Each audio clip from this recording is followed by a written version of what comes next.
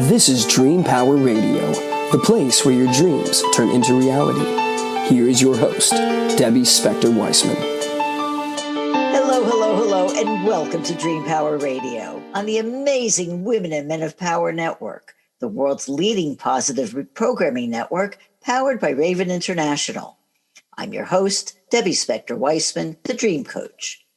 This is a show where we talk about dreams, both daytime and nighttime dreams, and how you can use them to make the internal shift to a life you love and rediscover the truth of who you really are. When I first began my study of Dreamwork, I was totally unaware of the new world I was about to enter. And boy, what a world it is.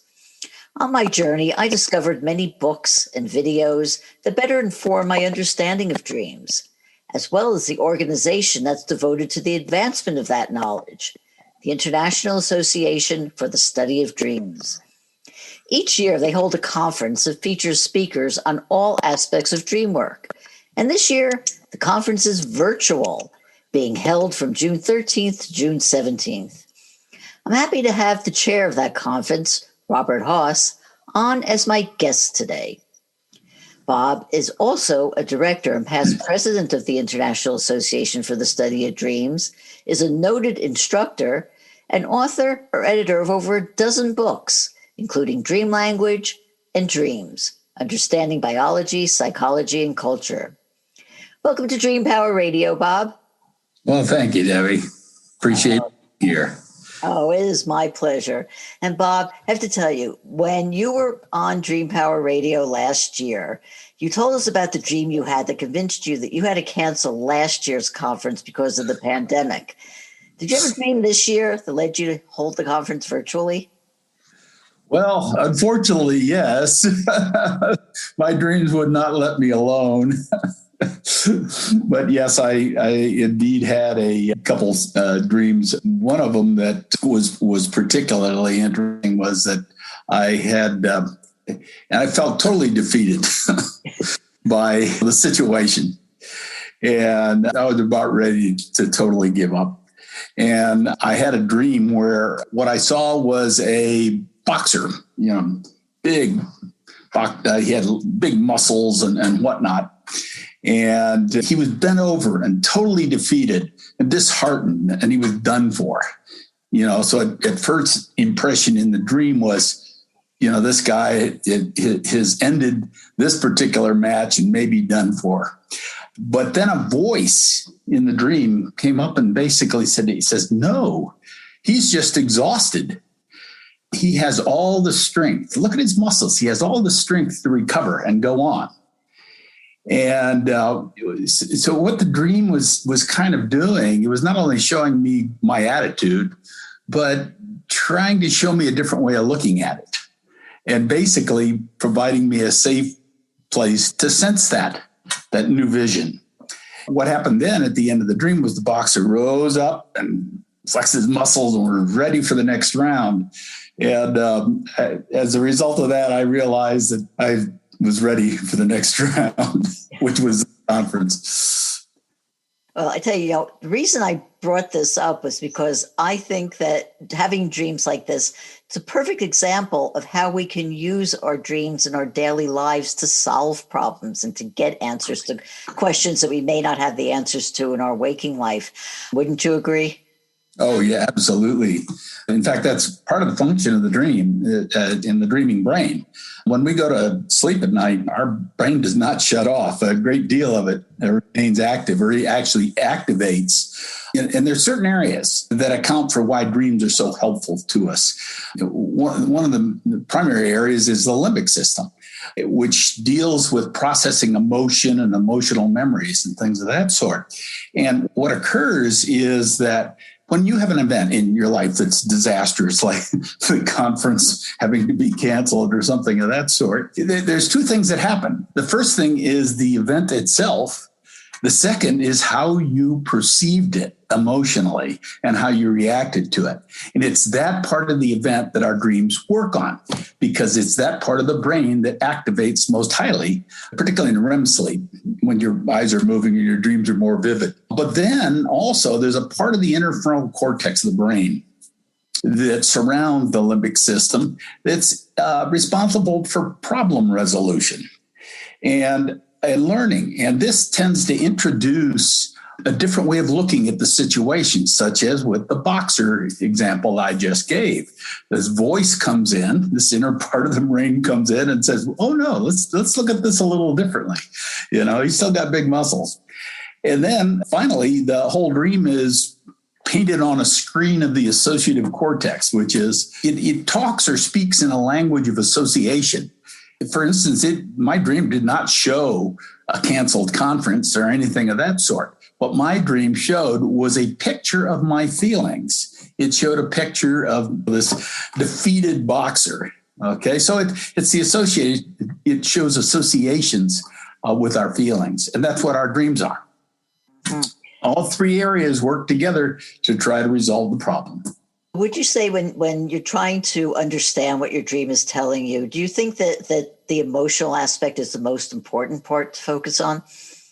Yeah, because that's what the dream basically focuses on.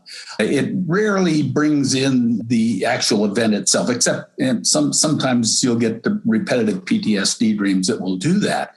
But even then, those dreams are attempting to try to resolve the emotional aspect of the situation.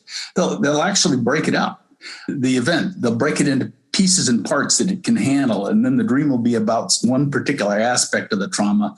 And then another dream at some other time will be about another aspect of the trauma. Mm-hmm. Very good. Getting back to the ISD, it's been holding its conference annually, and it's always been a great way for dream workers to get together and compare notes and meet each other again. But it's also been a place where information about dream work is shared.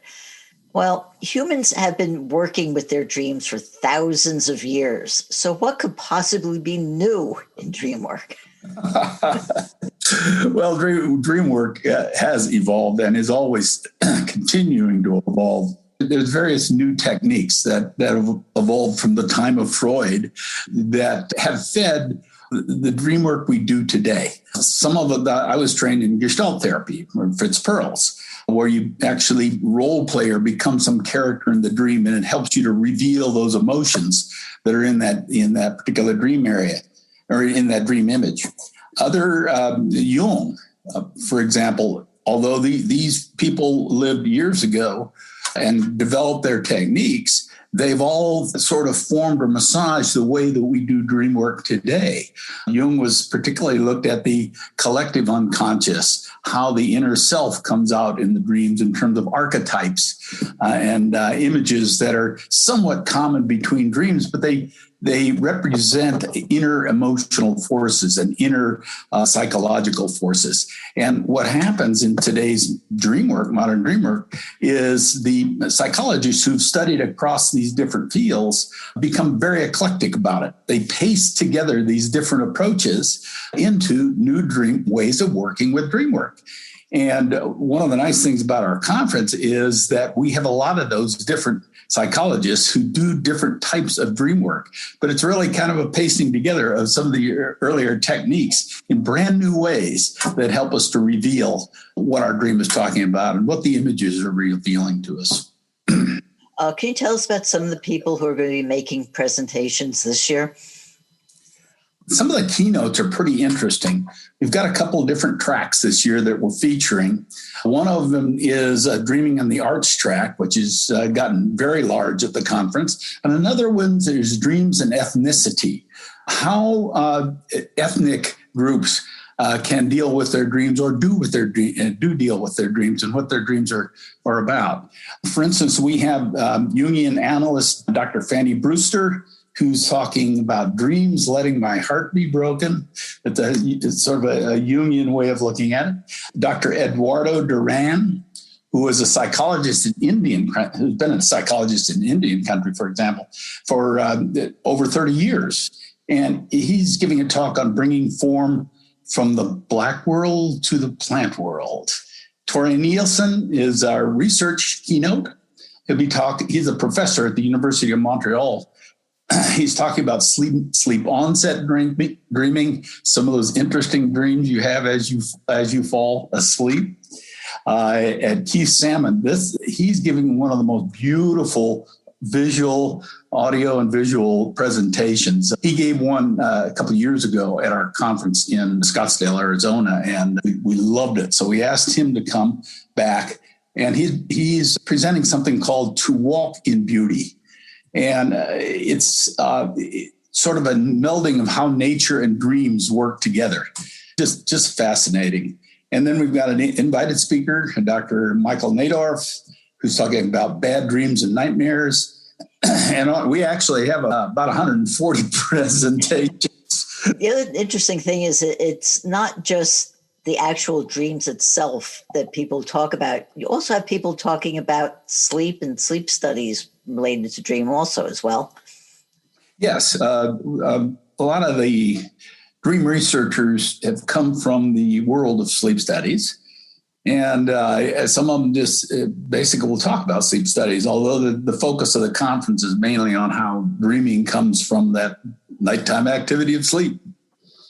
Mm-hmm. Well, it sounds exciting. I mean, I can't wait for this to start. Getting into some of the more specific aspects of dream work, one of the things I'm asked about a lot, and it seems like I've been asking about this more in recent years, is lucid dreaming. I know for some people it comes naturally. When I first started out doing dream life coaching, I met this woman who had lucid dreams. She thought everybody did. She thought it was just the natural way of being. And I was amazed, like, wow, you could actually do this. But it can be learned. Why would anybody want to learn how to be a lucid dreamer? Well, the nice thing about lucid dreaming is it is so helpful. It's not only a lot of fun. Most people usually find out or maybe never get beyond flying and doing whatever you want in this magical world once you realize you're dreaming. But it is very, very healthy, because what's happening now is in a regular dream, you're strolling around as a sort of non-willing ego, experiencing whatever the dream brings to you, trying to resolve problems. But when you're in lucid dreaming, all of a sudden you are an awake, conscious ego that now can contribute to the healing process and the learning process. So you can now dialogue with the unconscious. I call that the wisdom behind the dream. You can call it the collective unconscious. Some people call it divine wisdom. When I get lucid, the first thing I do is turn around to this wisdom that's deeper within the dream and ask a question, an open-ended question, like, what should I do to get out of this situation, or something of that sort.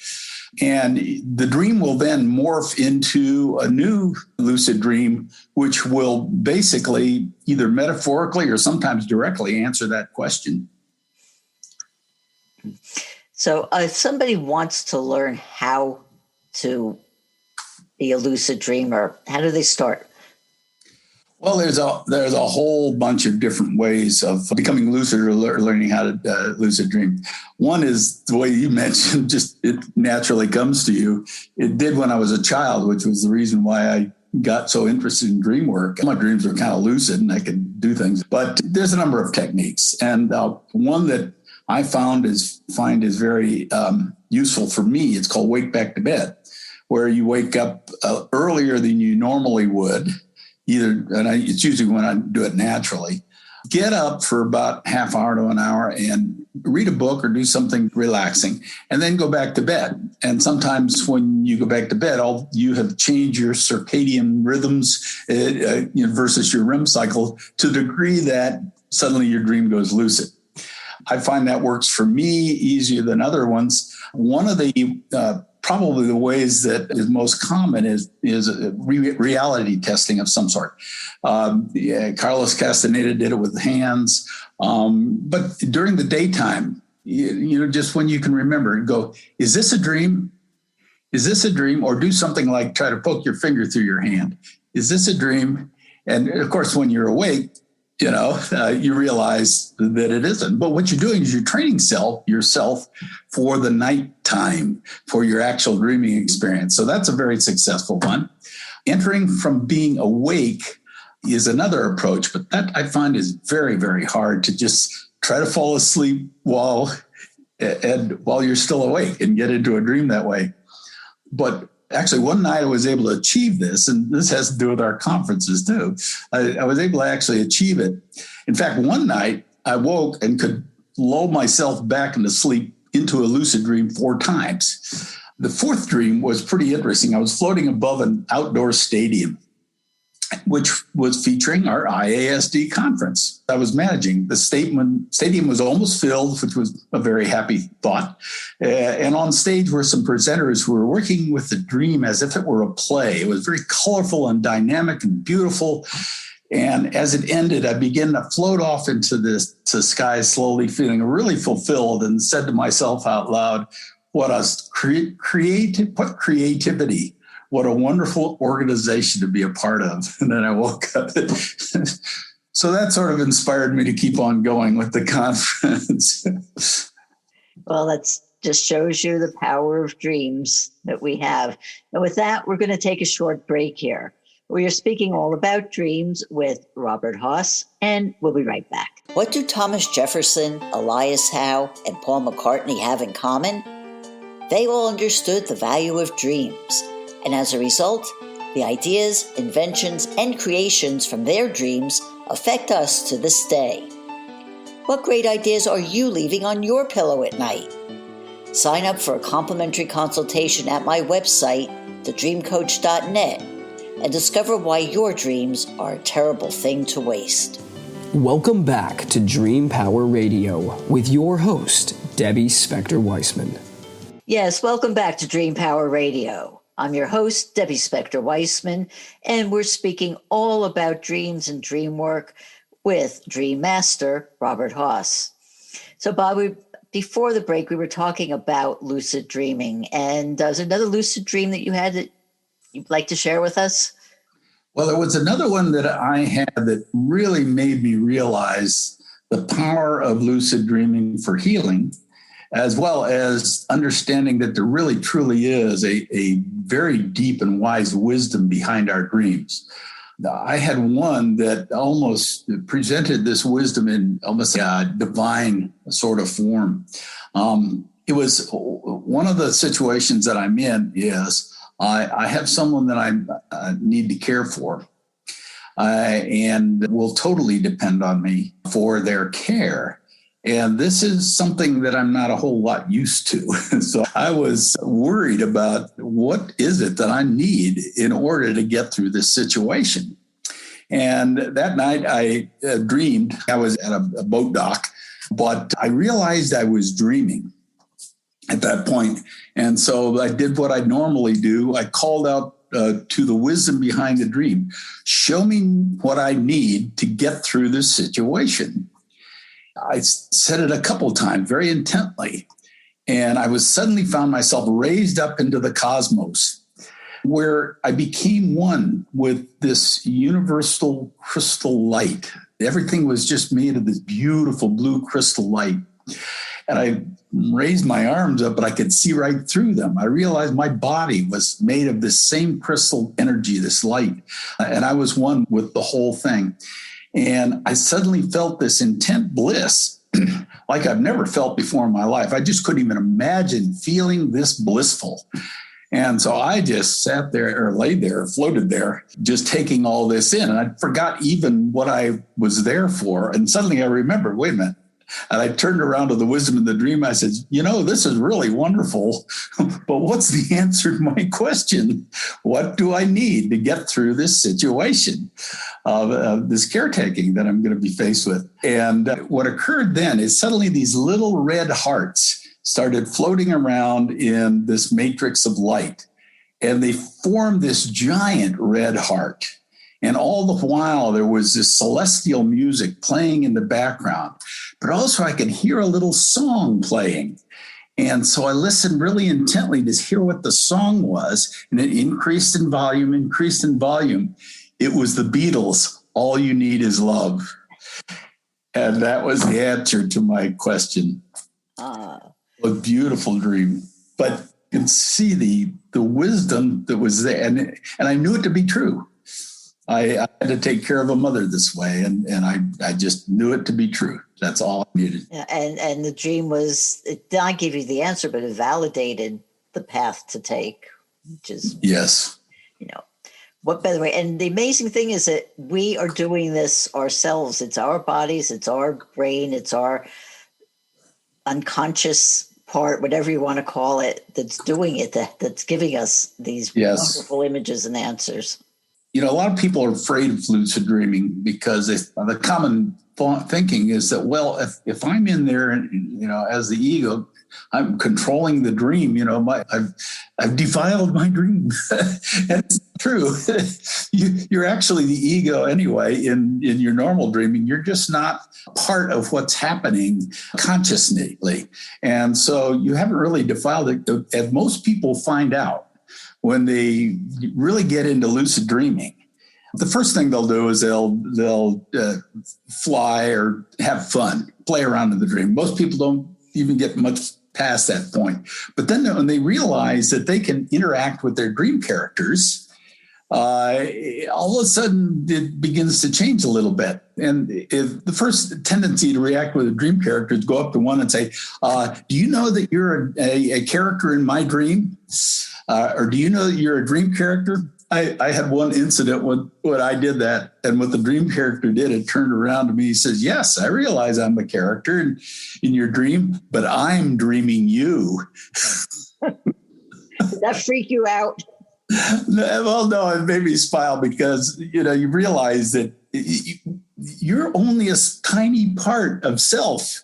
All the rest of self is in the rest of that dream. So you're just a minor player, even though you think you're the biggest player, you're a minor player. And all the other characters in the dream are other parts of yourself that are going to say, wait a minute, you're not all there is.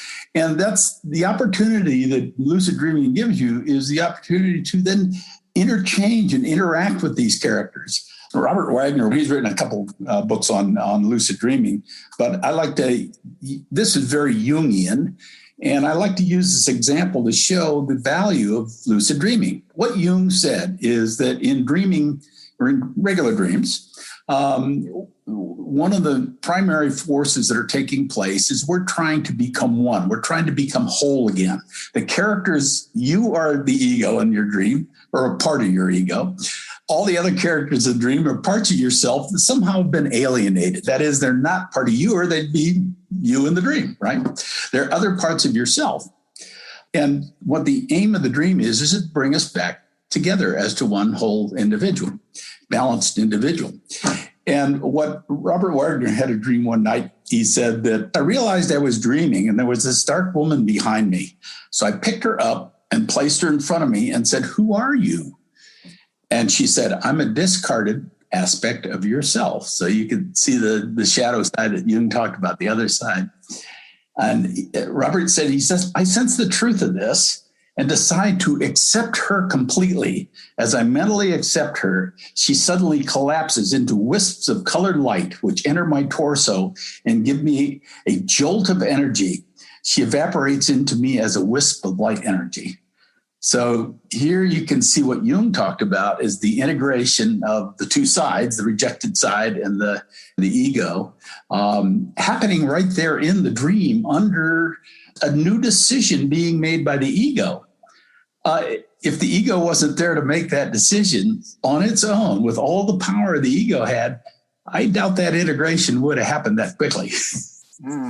That's fascinating. One of the other areas of dream work that I really am very much interested in is the whole aspect of being able to use dreams for healing. So if you're plagued with something like stress or anxiety, could you use a regular dream for this, or can you use a lucid dream to find solutions? Well, for stress and anxiety, and for just about any sort of stressful issue you're dealing with, that's what your dreams are dealing with anyway. And they will deal with that just like my boxer dream did. And they'll deal with that whether you recall the dream or not, or work on it. Because your dreams are naturally doing that. You'll just find yourself waking up with a little different attitude about the situation. not realizing that all this learning took place. It's nice when you can remember the dream, because then the message might come to you and you can really act on it in life. But there's also the aspect of the dream dragging you through the situation so that you will learn. And when sometimes you'll have these story-like dreams, a lot of your dreams, you'll wake up and it just seems like you haven't solved anything. But ever so often, you'll have a story-like dream. I had one when I was struggling with a situation. I was an executive in a company a number of years ago that was going through a complete reorganization, restructuring. It was pretty nasty. And I just didn't want to stay there, but I was afraid to leave because, I had a retirement package and things like that. I didn't want to give up. So all I did was look around inside the company for other job openings. None of them were very good, but that's the only option I had given myself. I'm going to go find something in my own company, and I'm not going to leave, even though I had a search firm come after me for a fabulous job elsewhere. I mean, I was stuck. Well, I had a dream that I was a passenger in a boat aimlessly moving down a dark underground river, trapped, looking for a position in the windows to show me a way out. So here was a picture of me looking for a position in this company that would show me a way out of this situation. So the first thing the dream did was picture the situation, picture my emotional situation. But then this inner wisdom came through in the dream and said, look, a door appeared in front of me on the boat, and this voice behind me said, you can walk out the door. And I looked around. I said, well, I sort of see one on the front of the boat, and I didn't understand. And so I argued with this voice. I said, what do you mean I can walk out that door? What's that for? And finally, after arguing with this inner self, which happens a lot with the ego is stubborn. So after arguing with myself, I decided, okay, I'll test it out. I'll walk out that door in front of the boat. And when I did, I walked through the door, the boat emerged into a bright and beautiful sunlit setting of calm water. And so here was the dream reinforcing my actions. But the next day I woke, I didn't get it. The dream had anything to do with my job situation, even though the voice said, you can walk out the door. I didn't get that, even that metaphor. But the very next day, I had a completely different attitude about my work situation. All of a sudden, I felt free. And I got in to work. 10 minutes later, the search firm called me up and said, look, we really do want you to come with us, and we'll be there tomorrow to finish our interview. And so I ended up joining IBM at that time and actually literally walked out the door. Mm-hmm. Didn't know the dream was about that until much later. But see, what the dream did is it drugged me through the situation. I had to argue with this inner self before I finally realized I could literally walk out the door. And the dream knew it. The dream knew it. Wow, this has gone by so fast. My last question to you is, how can people find out more about the conference and about you? Okay, there's two things about me first, because of the conference can also be entered through my portal at dreamscience.org. It's pretty interesting, or pretty easy to remember, Dream Science, but it's .org. And in there'll be an advertisement for the conference. But to go directly to the conference, it's iasdconferences.org/2021. So IASD, our organization, conferences, one word, ISDconferences.org/2021. And you can find out all about it. And it's because it's virtual, it's a lot cheaper. It's half price of a normal conference. Plus, you don't have to have a hotel and the expenses of travel and things of that. So I hope people will come and enjoy it. It's going to be a lot of fun. And it's a regular 5-track conference, just like our normal conferences are if they were on site. It's not just a single track. We have 5 different tracks going in addition to the 4 keynotes that I mentioned. And there's something for everybody. And everyone. Hopefully next year it will be, again, a real one. A real one. We're gonna hold it next year in one of the most fabulous resorts in Tucson, Arizona, the Ventana Resort. That sounds fantastic. Well, Bob, thank you so much for being on Dream Power Radio today. We've been speaking with dream expert Robert Haas. I hope you've enjoyed today's program. If you have, please tell all your friends, follow me, and drop a positive review on your podcast site. And if you're on Clubhouse, join me at my club, Club Dreams, where I host weekly rooms on all aspects of dream work. Until next time, this is Debbie Spector-Weissman saying, sweet dreams, everybody. You've been listening to Dream Power Radio with your host, Debbie Spector-Weissman. For more information on Debbie or to sign up for her newsletter, go to dreampowerradio.com. This has been Dream Power Radio on the amazing Women and Men of Power Network, the world's leading positive programming network, powered by Raven International.